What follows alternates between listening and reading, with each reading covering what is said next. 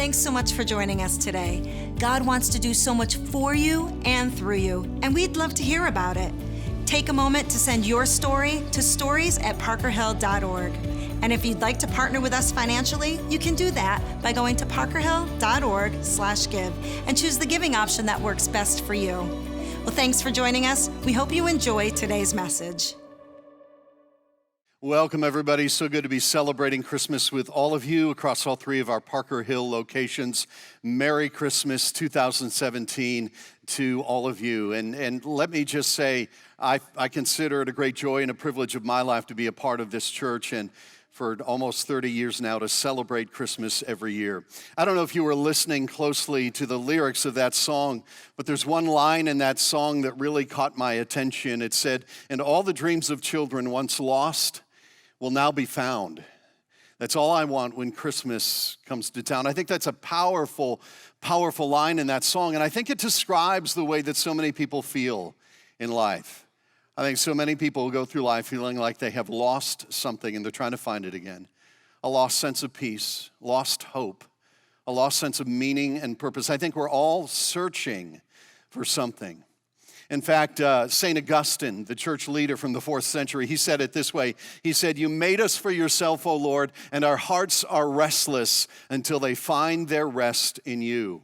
And then in 1980, Bruce Springsteen said something very similar.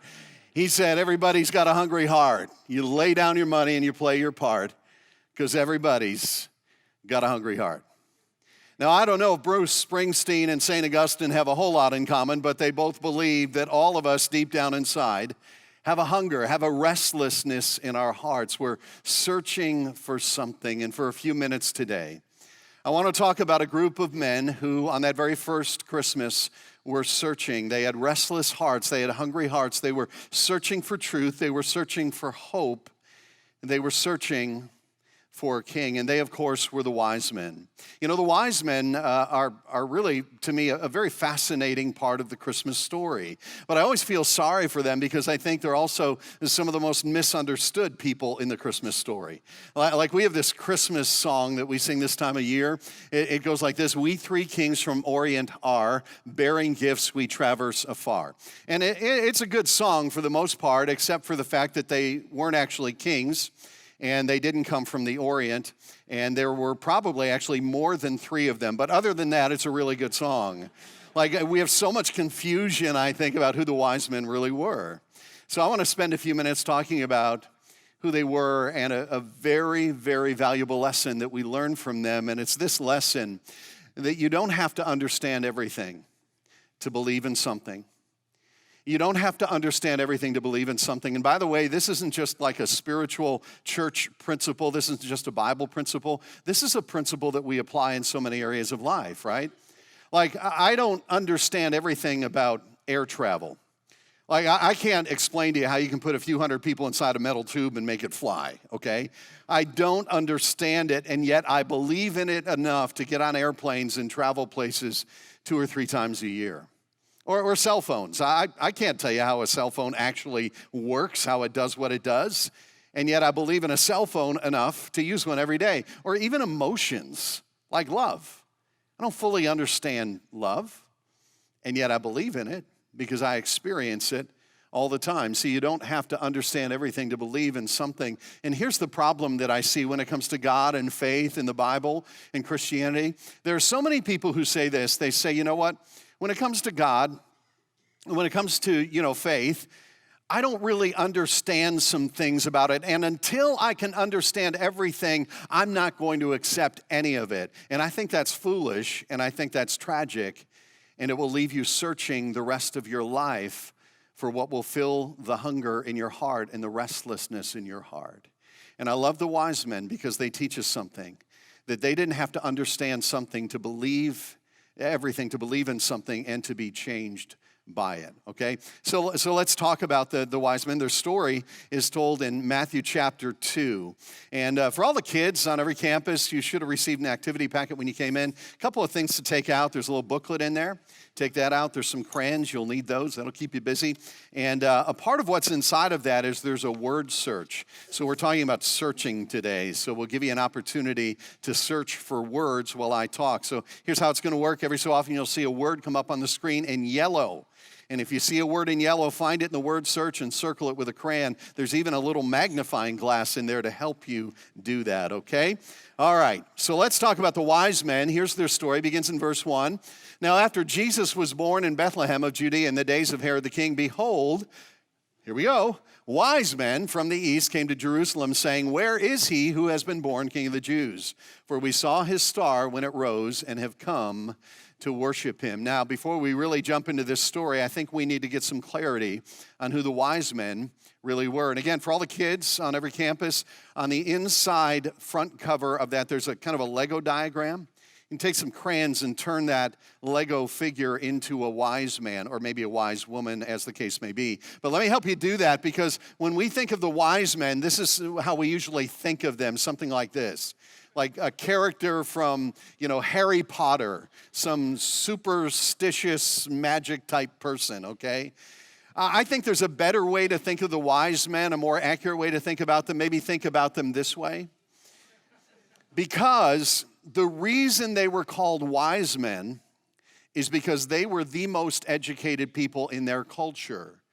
They were experts in astronomy and philosophy and science and math. And because they were so well educated and so smart, they served as advisors to kings and leaders. Now, it says here in Matthew that these wise men came from the east. And I believe the best bet is that they came from somewhere around this region near the ancient city of Babylon. That's where they came from.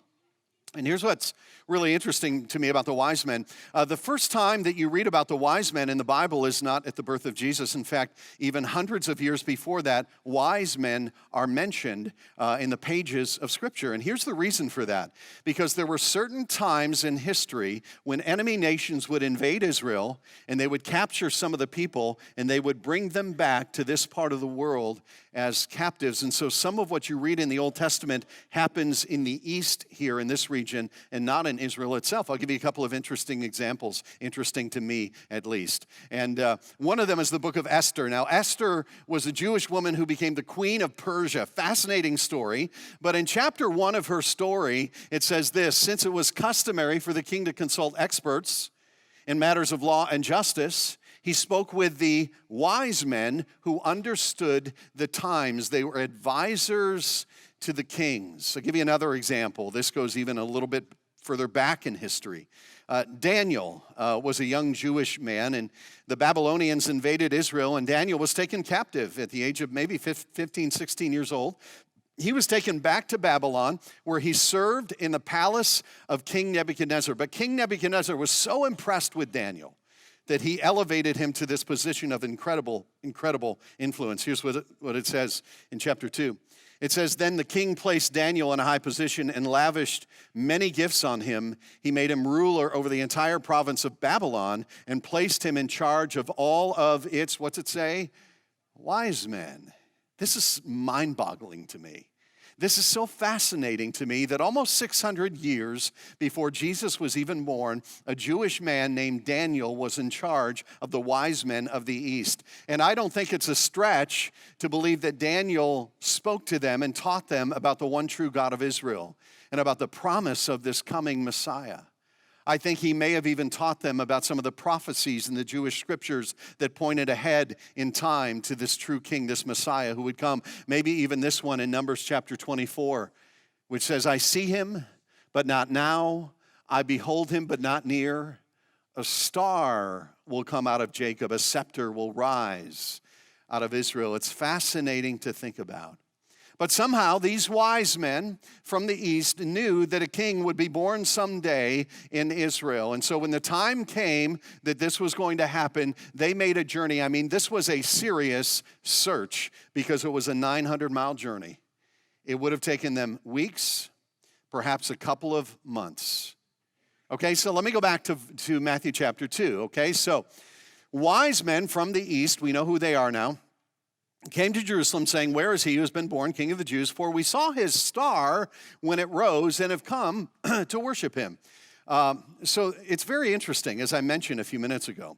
These wise men were experts in astronomy, and so they would study the stars, the movement of the planets, which was very, very important in those days because that's how they measured time. That's how they measured history. They had no calendars like we have them today.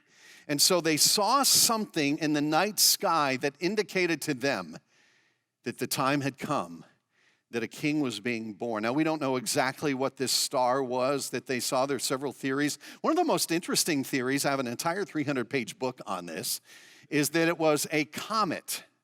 Not an actual star, but a comet. In fact, the Chinese kept records for hundreds of years, very detailed records of all the movements of the stars and the planets. And around this time in history, they talk about a comet that was visible in the night sky for almost 3 months. So it could have been that. We don't know what it was, but something indicated to them that the time had come. So they get their caravan together, go 900 miles, get to Israel, and here's where they go. They go to the city of Jerusalem. Now, why did they go there? Here's why. Because if you're looking for a king, the logical place to look for a king is in the capital city. And Jerusalem was the royal city, the capital city of Israel. It's kind of like if somebody came to Pennsylvania wanting to find the governor, you tell them to go to Harrisburg. If somebody came to the U.S. looking for the president, you would tell them to go to Washington, D.C. And so the wise men, all they know, they don't have a lot of information. There's a lot they don't understand, but they know a king has been born. So they go to the most logical place. They go to Jerusalem, and they start asking this question. They go into town, talking to everybody they meet. So, where's your new king? We'd like to meet him. We'd actually like to worship him. Can you tell us where your new king is? Okay, now here's what happens next, verse 3.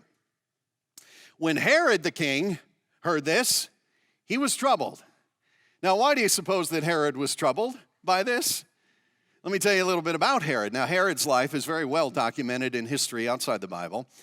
Herod had been appointed by the Roman government to oversee this part of the Roman Empire because the Roman Empire was large and in charge at this time in history, and the people of Israel were just a small part of that. And so they appointed Herod to oversee that part of the empire, the land of Israel. Herod was not Jewish, but they gave him a title along with that position. His title was King of the Jews. And that was a title that he took great pride in, and he was a man who was very insecure and always fearful of losing his power and his position.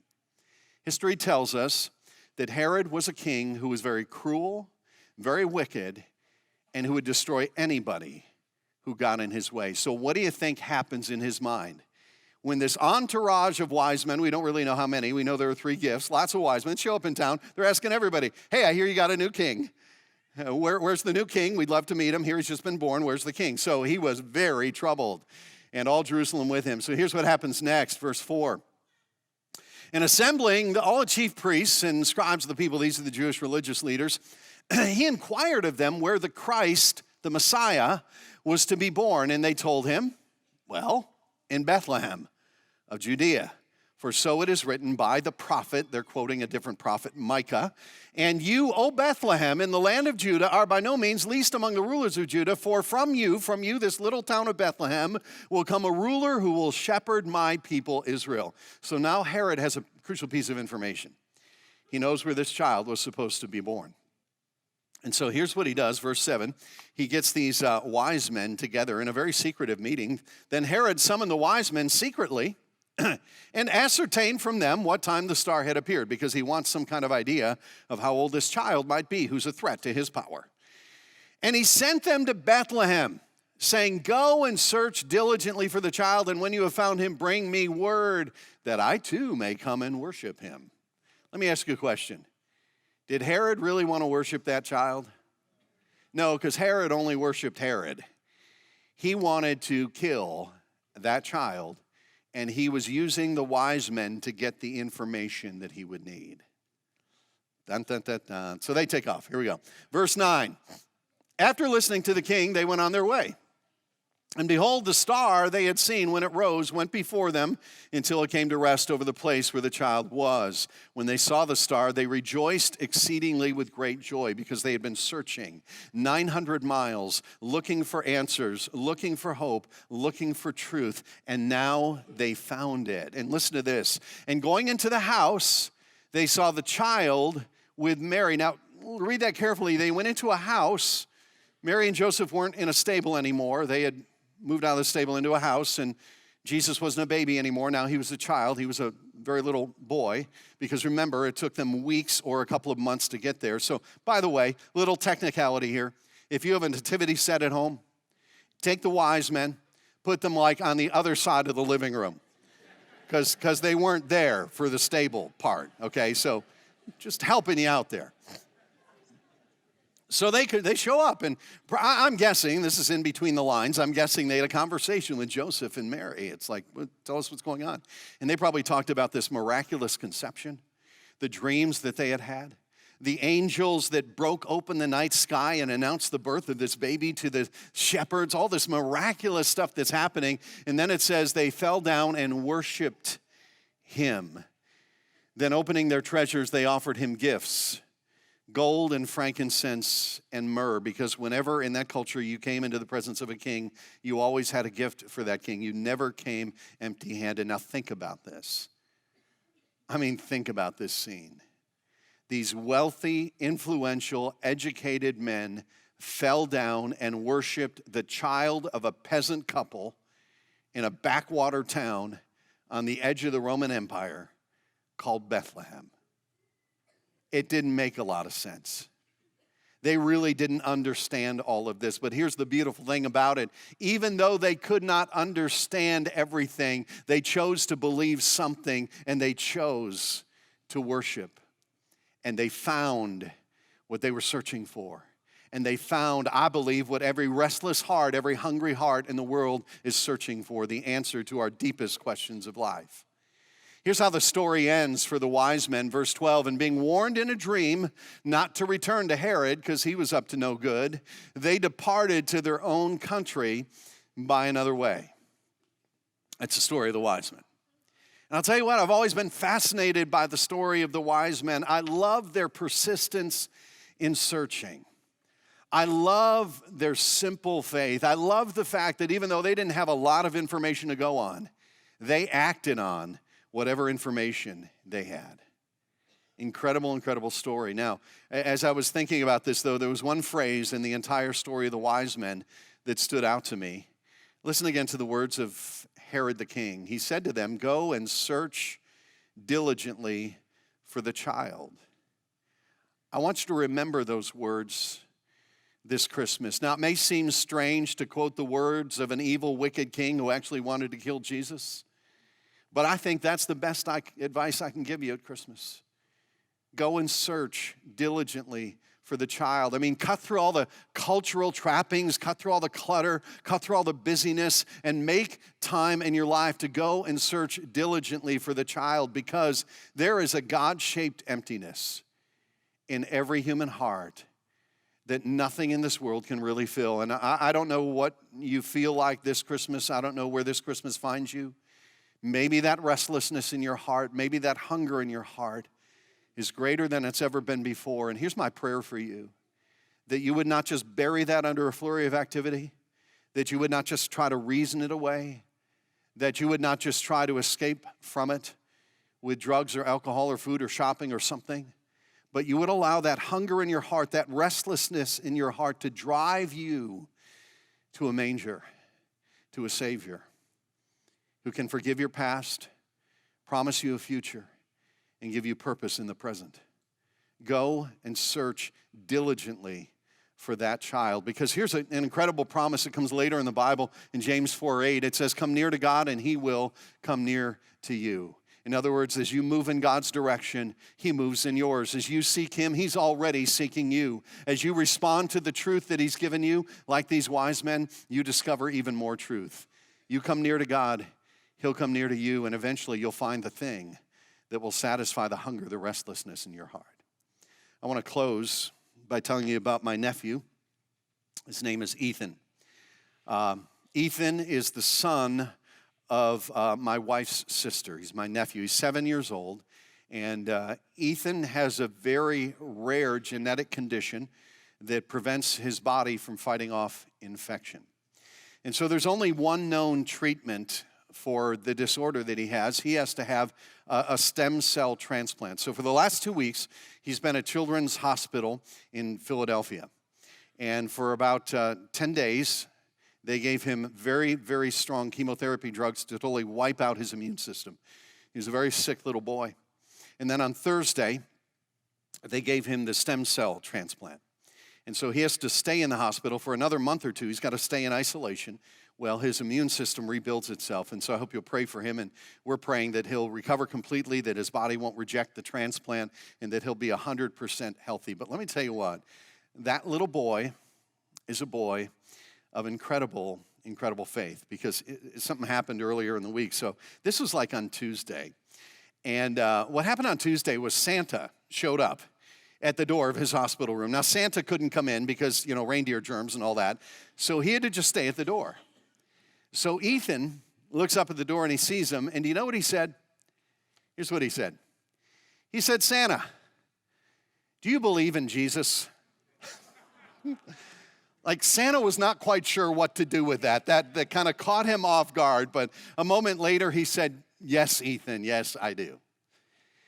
So I want to close with the question that a 7-year-old sick little boy in a hospital room asked. Do you believe? Do you believe in a Savior? Even though your life may be difficult right now, even though your heart may be filled with fears and doubts, even though you may not understand everything that means, even though you may not fully understand the implications of that, do you believe? And are you willing to take just one more step of belief in God's direction? Because you don't have to understand everything to believe in something. And as you step in God's direction, He moves in your direction, and your heart will begin to change.